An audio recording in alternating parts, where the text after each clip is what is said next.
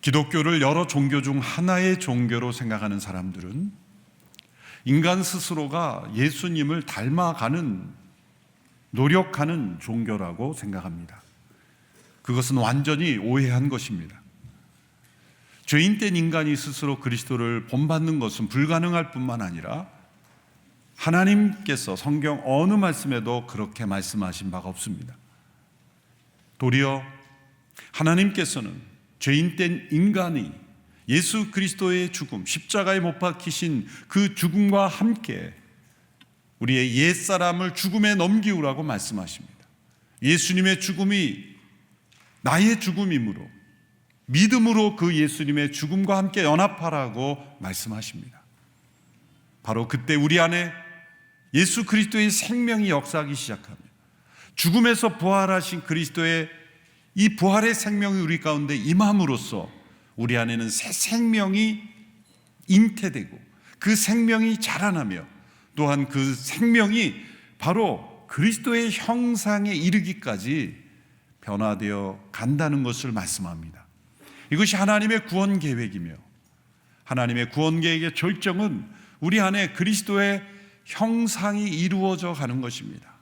이 형상이 이루어진다는 것은 한 생명이 모태에 잉태되고 그 생명이 자라나고 출산 이후에 건강한 성인으로 자라가는 모든 여정을 비유로 든 것입니다. 예수 그리스도의 생명이 우리 안에 동일하게 잉태되며 그 생명이 자라나며 또한 그 생명이 자라날 때 우리 가운데 예수 그리스도의 형상이 이루어진 것을 말씀하고 계신 것입니다. 사도 바울이 갈라디아 성도들을 강하게 질책한 것은 거짓된 성도들의 가르침에 현혹이 되어 그들 가운데 그리스도의 형상이 이루어지기보다 모세의 형상이 이루어지는 모습으로 나아가고 있기 때문입니다. 마틴 루터는 믿음으로 의롭게 되며 믿음으로 하나님의 은혜를 의지하는 삶이 아닌 인간 스스로 자신의 행위를 통하여 그 어떤 것을 이루어 가려고 노력한다면 그것은 악마의 형상을 이루어가는 것이다. 그렇게 강하게 비판하기도 했습니다. 참된 신앙생활이란 예수 그리스도의 삶을 모방하는 것이 아닙니다. 죄인된 인간은 예수 그리스도의 삶을 모방할 수도 없습니다. 그리스도께서 우리 안에 사셔서 예수 그리스도의 형상을 재생산하는 것입니다. 모방이 아니라 재생산인 것입니다. 윌리엄 템플이라는 분은 이 문제를 이렇게 설명했습니다. 우리가 어떻게 셰익스피어의 희곡 작품을 그런 수준의 작품을 쓸 수 있겠는가? 그리고 우리가 어떻게 예수 그리스도와 같이 변화되며 그분의 형상을 이룰 수 있겠는가? 불가능하다. 그러나 만일 셰익스피어의 천재성이 우리 가운데 들어온다면 그런 작품을 쓸 수 있을 것이다.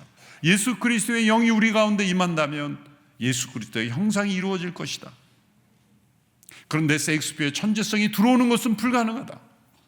그러나 예수 그리스도의 영이 우리 가운데 들어오시는 것은 가능하다. 그러므로 우리는 셰익스피어와 같이 될 수는 없지만 예수 그리스도의 형상이 우리 가운데 이루어짐으로 그분처럼 변화되는 것은 가능하다. 이것이 복음의 기쁜 소식입니다. 그런데 이러한 일이 이루어지는 데는 해산의 고통이 따른다고 말씀합니다. 한 육체의 생명이 세상에 나올 때도 그 어머니의 해산의 수고와 고통이 뒤따르듯이 한 영적 생명이 세상에 태어날 때도 복음으로써 그 영혼을 낳고 변화시켜 예수 그리스도의 형상이 이루어지게 하는데 쓰임받는 고통이 있다는 것입니다. 복음이 전해지는 과정에서도 그러한 해산의 고통이 있습니다. 복음을 받아들이지 않고 거부하고 완악한 심령으로 때로는 대적하고 받아들이지 않는 그 완고한 마음을 인내와 사랑으로 품는 그 과정 또한 해산의 고통일 것입니다. 자녀가 부모의 사랑을 깨닫고 그 은혜에 깊이 감사하기까지는 많은 시간들이 지나가며 부모의 인내와 사랑, 희생 그 모든 것이 다 해산의 고통의 연장이라고 볼 수 있을 것입니다. 바울은 갈라디아 교회 성도들 안에 그리스도의 형상이 이루어지기까지 다시 해산의 고통을 겪고 있다고 고백합니다. 4장 19절의 말씀입니다. 같이 읽습니다. 시작. 내 자녀들이여, 여러분 안에 그리스도의 형상이 이루어지기까지 나는 다시 여러분을 해산하는 고통을 겪습니다. 다시라는 단어는 이미 갈라디아 교회 성도들이 복음을 듣고 변화되고 이제 그들 가운데 그리스도의 형상이 이루어져 가고 있는 과정 속에 그들이 잘못된 가르침을 받아들여 이제 예수 그리스도의 형상이 이루어지는 것을 포기하고 주저앉아 있는 그 상황에서 다시 그들 가운데 올바른 믿음의 방향을 일깨울 때 다시 해산의 고통을 겪는다라는 표현을 쓴 것입니다. 바울은 갈라디아 성도들을 자녀들이여 라는 호칭으로 불렀습니다. 바울을 통해 낳은, 복음 안에서 낳은 영적 자녀들이기 때문이죠. 사도 바울이 많은 그런 영적 자녀들이 있었지만 그 교회 성도들을 향하여 단체적으로 자녀들이여 라는 단어를 쓴 것은 이곳이 처음입니다. 12절에서는 또 형제들이여 라는 단어를 사용합니다. 그리스도 안에서 복음으로 낳은 자녀들이여, 또한 한 교회, 한 몸된 지체로서 형제들이여, 사랑의 언어들입니다. 한 가족 안의 언어들입니다. 갈라디아서 1장, 2장, 3장까지를 보면 바울은 강하게 책망하고 질책합니다. 경고합니다. 정교한 논리로 그들이 왜 무엇을 잘못 믿고 있는지, 무엇이 거짓된 가르침인지를 강하게 변호하며 질책합니다. 이제 오늘 본문 12절 이하에서는 바울의 따뜻한 사랑의 마음을 느낄 수가 있습니다. 자녀들에게 또 형제들에게 권면하는 사랑의 호소가 느껴지는 것입니다. 그러면서 바울은 12절에 15절까지 그가 갈라디아 지역의 교회가 개척되고 그들과 나누었던 이 사랑의 관계, 그들 가운데 어떻게 복음이 전해졌는지를 다시 상기시킴으로써 호소하고 있습니다. 다시 참된 복음으로 돌아오기를, 또 그들을 변화시켰던 그 복음을 전한 바울과의 올바른 관계로 돌아오기를 호소하고 있는 것입니다. 놀랍게도 바울이 갈라디아 지역에 복음을 전할 때 나타났던 모습은 육체의 연약함을 통하여, 육체의 연약함이 통로가 되어 복음이 전해졌다는 고백을 합니다. 본문 13절에서 14절입니다. 같이 읽어보겠습니다. 시작. 여러분이 알다시피 내가 처음에 여러분에게 복음을 전하게 된 것은 육체의 연약함 때문이었습니다. 그리고 내 육체의 연약함이 여러분에게 시험거리가 될 만한 것이었는데도 여러분은 비웃거나 멸시하지 않았고 도리어 나를 하나님의 천사처럼 그리스도 예수처럼 환영해 주었습니다. 이 말씀을 통해 알 수 있는 것은 바울이 갈라디아 지역을 선교 여행할 때 육체의 질병으로 큰 고통 속에 있었다는 걸 알 수가 있습니다. 이 질병이 무엇이었는가는 의견이 분분합니다. 말라리아에 걸렸을 것이다, 또 눈병, 안질이다, 간질이다, 심지어 정신적인 병이다, 여러 가지 해설이 분분합니다만 그것보다 중요한 것은 분명히 육체의 연약함 속에서 하나님은 그것을 통해서 복음이 전해지도록 역사하셨다는 거예요. 바울은 때로 놀라운 신유의 기적, 놀라운 기적적인 표적으로 사람들이 두려워할 만큼의 하나님의 능력이 나타났던 사람입니다. 그것을 통해서 하나님은 복음이 전해지도록 역사하실 때도 있었습니다. 때로 우상이 가득한 지역, 때로 완고하고 변화되기를 주저하는 그런 이 견고한 사단의 진을 부수기 위해서 때로 하나님은 초자연적인 기적을 사용하시기도 합니다. 바울은 그러한 기적의 통로가 된 적이 있습니다. 그러나 또 다른 영역에서 하나님께서는 바울에게 연약함을 주어서 그 연약함을 통하여 복음이 전하지도록 하나님은 역사하기도 했습니다. 바울은 자신에게 있는 육체 연약함을 고쳐달라고 하나님께 3번씩이나 간구했습니다. 그러나 하나님의 응답은 내 은혜가 내게 족하다. 내 능력은, 하나님의 능력은 약한 데서 온전해지기 때문이라고 말씀하시며 고쳐주시지 않으셨습니다. 고린도서 12장에서 사도 바울은 그 하나님의 말씀을 기억하며 내가 약할 그때 곧 강하시게 하시는 하나님의 은혜를 고백해요. 하나님은 우리의 강함을 통해서도 역사하시지만 약함을 통해서도 역사하신다. 갈라디아 지역에서는 약함을 통해 역사하셨습니다. 바울의 육체의 질병을 통하여 하나님의 능력을 나타내셨다는 거예요. 복음을 전하는 사람이 믿지 않는 사람들이 여러분 저의 강함을 보십시오. 저의 이 강함이 하나님이 함께 하시기 때문입니다라고 말하는 모습과 연약한 사람이 여러분 저의 약함을 보십시오. 저는 이 약함 가운데서도 절망하지 않고 포기하지 않고 도리어 기뻐하며 감사하고 있으니 하나님이 살아계시지 않겠습니까? 라고 말하는 사람의 메시지.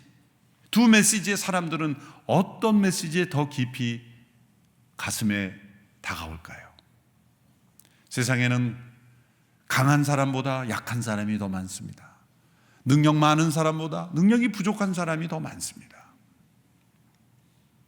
하나님께서는 이 바울을 연약함 가운데 처하게 하심으로 하나님의 능력이 나타나게 하셨다는 거예요. 그래서 그 갈라디아에 있던 불신자들이 그 바울의 연약함을 보고 연약함 가운데 복음을 전하는 바울을 보면서 긍휼을 느끼게 되었고 그 바울을 불쌍히 여기면서 그 모습이 때로 시험거리가 되고 또 무시하고 멸시할 만한 모습이었음을 불구하고 그러니까 상당히 심각한 육체의 연약한 상태였다는 거죠. 그럼에도 불구하고 하나님은 그들의 마음을 움직이셔서 바울을 환대하게 했습니다. 천사처럼 맞이하게 했고 결국 예수 그리스도를 맞이하듯이 사도 바울을 그렇게 맞이했다는 거예요. 우리 하용조 목사님의 삶 가운데서도 하나님께서 육체의 연약함을 통하여 역사하신 은혜가 많습니다. 한 목사님의 마지막 여정 가운데 일본에서의 몇 년의 기간 러브 소나타 또 일본 두란노 시즌에 집중하시면서 보내신 그 여정 가운데 가장 건강이 안 좋으실 그때에 일본의 많은 불신자들, 목회자들, 교회를 깨우는데 하나님께서 육체의 연약함을 사용하셨습니다. 때로 러브 소나타 설교단에 오르실 때는 걸음조차 힘겨우실 때도 있었어요. 서서 메시지를 전하지 못하고 앉으셔야만 할 때도 있었습니다. 마이크를 드는 그 힘조차도 부족할 때도 있었어요. 그럼 믿지 않는 그런 일본인들을 초청하고 그렇게 연약한 모습으로 설 때 어떤 사람들은 시험거리가 될 수도 있었을 거예요. 저렇게 연약한 분이 우리에게 무슨 소식을 전한단 말일까? 그렇게 무시하고 멸시할 수 있는 그런 관점도 분명히 있을 수 있어요. 그러나 결과는 정반대였어요. 많은 불신자들이 모였지만 그렇게 육체의 연약한 모습으로 사람들에게 호소하는 그 메시지에 사람들은 더 귀를 기울였고 때로는 그 음성이 제대로 나오지 않지만 저렇게 연약한 분이 무슨 소식을 우리에게 전하려고 저렇게 나오셨는가 귀를 기울이게 되고 그 약함 속에 나오는 하나님의 음성을 사람들이 귀 기울여 듣게 되었어요.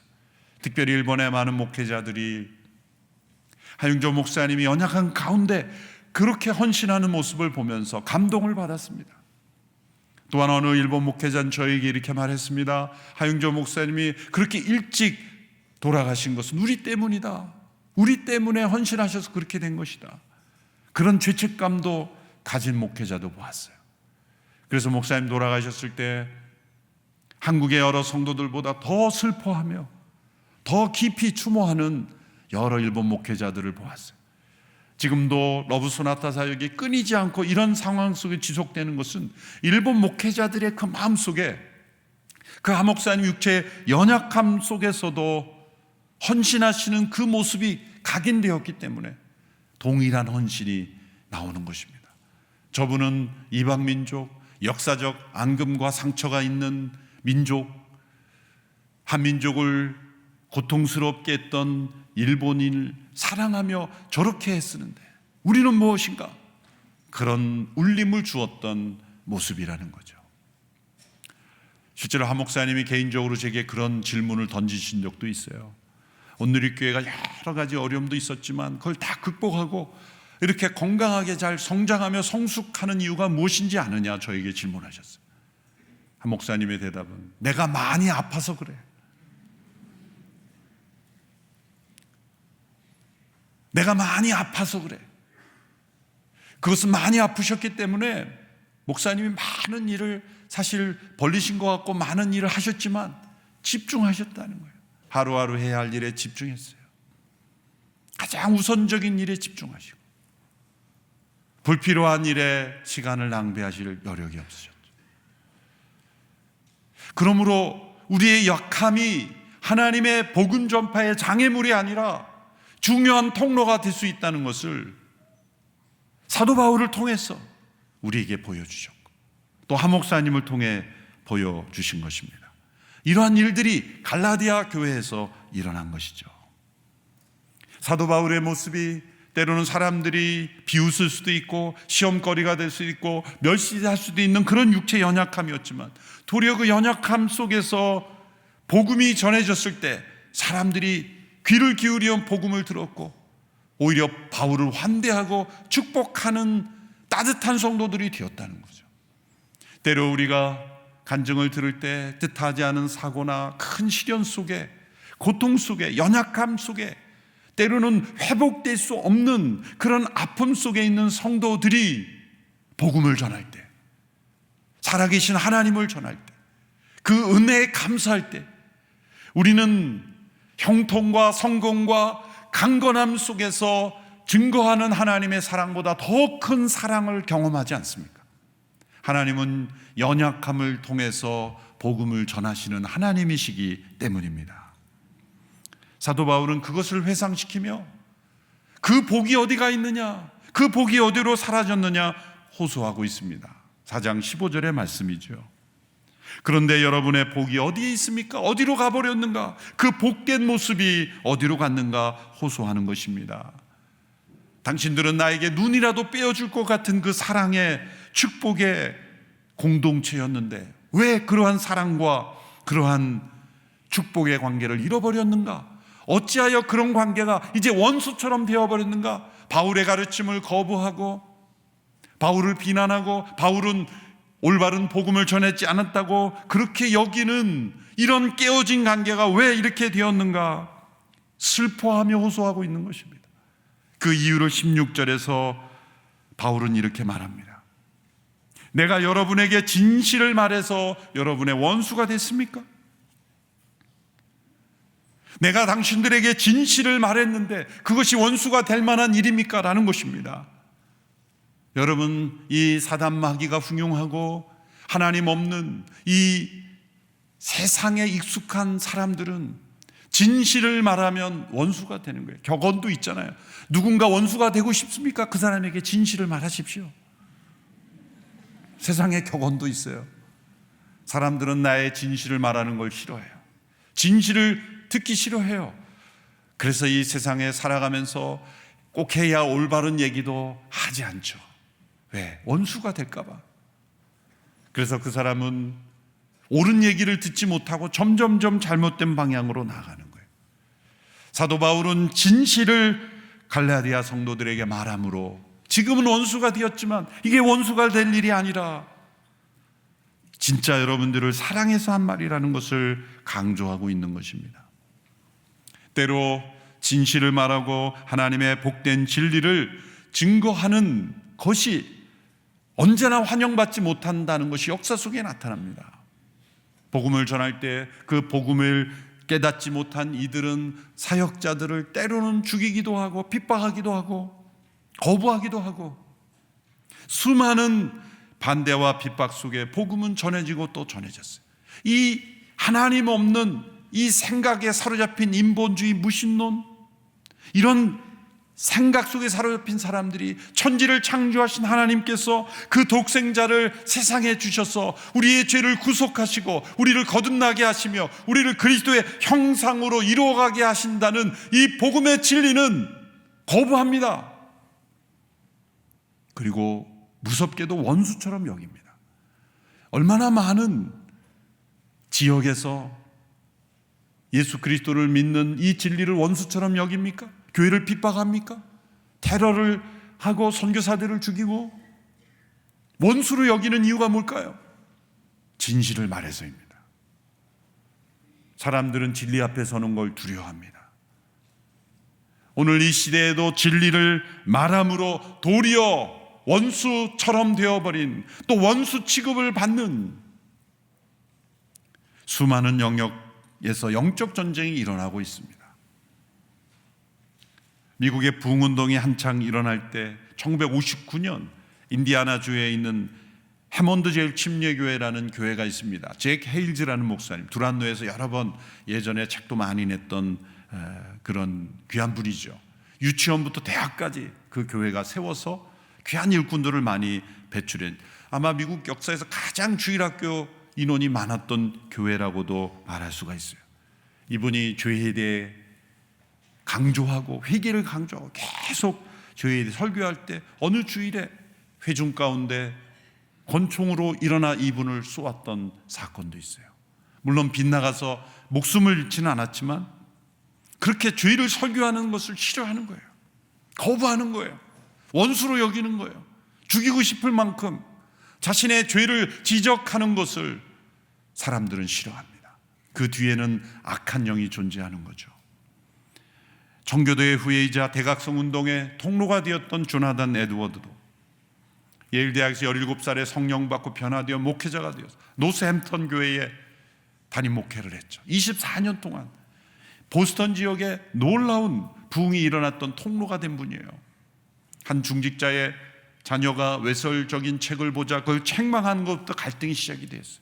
이분은 거룩을 강조했고 이분의 설교의 내용은 대부분 죄에 대한 하나님의 진노, 죄인에 대한 진노하시는 하나님의 손에 붙잡힌 죄인들이라는 설교 제목이 지금도 유명하죠. 촛불을 들고 원고를 읽어 내려가는 듯한 이런 어떤 센스 어필한 그런 설교도 아니었어요. 원고를 읽는 것 같은 그런 설교에 수많은 사람들이 변화되고 죄를 회개하도록 이끌었던 분이죠. 그런데 거룩을 강조하고 성찬의 엄격한 시행을 강조하자. 그것이 목회자가 쫓겨날 만한 사항이 아니에요. 의견 차이가 좀 있을 수 있죠. 성찬을 경건하게 엄격하게 시행한다는 이유로 쫓아냈어요. 성도들이 진실을 말하는 것을 사람들은 싫어한다는 거예요. 진실을 말할 때 하나님 앞에 회개하고 돌이키면 그것이 소망이지만 진실을 말할 때 진실을 말하는 자를 원수로 여기면 우리는 타락한 세상, 이 사단의 길로 갈 수밖에 없는 것이죠. 우리가 예수 그리스도의 형상이 어떻게 우리 가운데 이루어질 수 있습니까? 우리 안에 거듭난 이 새 생명이 어떻게 자랄 수 있습니까? 반드시 진리의 양식을 먹어야 되는 거예요. 진리 안에서 자라가야 돼요. 그런데 그 진리는 사랑 가운데 진리가 전해져야 돼요. 에베소서 4장 15절의 말씀에 이렇게 말씀합니다. 우리 같이 함께 읽어보겠습니다. 시작. 사랑 가운데 진리를 말하며 범사의 머리 되시는 그리스도에게까지 자라나야 합니다. 사랑 가운데 진리를 말하라. Telling the truth in love. 사랑 가운데 진리를 말하는 거예요. 때로 진리를 말하는 사람 옳은 얘기를 다 하는데 그 마음에 사랑이 전혀 없어요. 정죄와 판단과 복수심으로 가득하여 진리를 말하는데 말은 다 옳은데 사람은 변화시키지 못해요. 때로 사랑만을 말하고 진리를 빼버린 그저 사랑만을 말하는 것은 변화시키는 사랑이 되지 못하는 것은 진리가 없는 사랑이기 때문이에요. 그래서 때로 교회든지 사회든지 어떤 문제가 생기면 사랑파와 진리파가 항상 싸우는 거예요. 진리파는 옳은 것만을 얘기하는데 사랑이 없고 사랑파는 사랑을 얘기하면서 옳은 것은 다 내어버리는 거예요. 우리는 사랑 안에 진리를 말하는 것, 이것이 예수 그리스도의 성품이 자라, 그리스도의 형상이 자라가도록 하는 거예요. 그래서 존 스토트는 한번 이런 유명한 문장을 남겼죠. 진리는 사랑으로 부드럽게 하지 않으면 굳어지고 사랑은 진리로 강하게 하지 않으면 너무나 약해진다. 우리가 가까운 관계일수록 사랑 가운데 진실을 말해주는 관계가 되어야 합니다. 세상의 질서는 나와 가까우면 무조건 옳은 편이고 나와 거리가 멀거나 나를 인정하지 않으면 무조건 반대하는 이런 이분법적인, 이게 세상의 타락한 정치 질서죠. 여러분, 누군가에게 여러분 사랑 안에서 진실을 말해준다면 원수로 여기지 말고 더 가까운 친구로 여기십시오. 그럴 때 그리스도의 형상이 자라가는 거예요. 우리가 서로가 서로에게 사랑 가운데 진리를 말해줄 때 우리가 서로가 해산하는 고통을 겪게 되지만, 그러나 더 그리스도의 형상이 이루어지는 은혜의 역사가 일어날 줄 믿습니다. 이것을 가로막는 세력이 있어요. 17절에 그들의 정체를 이렇게 말합니다. 그들이 여러분에게 열심을 내는 것은 좋은 뜻으로 하는 게 아니라 여러분을 이간하고자 합니다. 이는 오직 여러분으로 하여금 그들을 열심히 따르게 하려고 하는 것입니다. 좋은 뜻, 선한 뜻, 그것은 무엇입니까? 그리스도를 따르게 하고 그리스도의 형상이 이루어지게 하고 하나님을 더 가까이 하게 하는 것이 아니라 이간하고자 하는 것, 자신을 따르게 하고 자신의 이익을 구하고자 하는 이들이 있다는 거예요. 교회 공동체뿐만 아니라 사회에도 어떤 영역에도 항상 이렇게 이간하는 사람, 또 열심히 회방하고 열심히 관계를 깨트리고 열심히 자신을 따르게 하는 사람들이 있어요. 교회 안에도 있고 또 교회 밖의 사회에도 있어요. 여러분, 그런 사람들은 언제나 친구를 원수로 만들고 분열시키는 사단의 종의 역할을 하는 사람입니다. 바울은 이들 때문에 많은 고통을 겪었어요. 그걸 해산의 고통이라고 여겼어요. 그리고 갈라디아 교회 성도들을 포기하지 않고 그들 안에 그리스도의 형상이 이루어지기까지 나는 이 해산의 고통을 또다시 겪는다 할지라도 포기하지 않겠다. 우리는 원수가 아니다. 우리는 한 가족이요, 형제요, 자녀들이다. 그렇게 서로를 포기하지 않으며 그리스도의 형상이 이루어지기까지 우리가 서로가 서로를 세우며 인내와 헌신으로 때로 고통스러울지라도 사랑 안에서 진리를 말하며 서로를 세워가는 복된 성도들이 되기를 주님의 이름으로 축원합니다. 기도하겠습니다. 하나님 아버지, 우리 안에 새 생명을 주시고 그리스도의 형상이 이루어가도록 역사하시리 감사합니다. 우리 안에 그리스도의 형상이 이루어지기까지 누군가의 해산의 고통이 있었고 또 누군가의 인내와 헌신이 있었음을 감사합니다. 우리가 또 다른 영혼에게 그리스도의 형상이 이루어지기까지 인내와 헌신을 다하는 성도들이 되게 하시고 우리의 자녀들에게도 그리스도의 형상이 이루어지기를 간절히 소원하며 또한 이 시대 이 나라 민족에 계속해서 새 생명의 역사가 끊이지 않게 역사하여 주시옵소서. 사단의 간교한 역사와 또한 방해가 한국 교회를 무너뜨리려고 할지라도 해산의 고통을 감당하며 우리 안에 그리스도의 형상이 이루어지는 일에 온전히 헌신한 저희들이 되게 하여 주시옵소서. 예수님의 이름으로 기도하옵나이다. 아멘.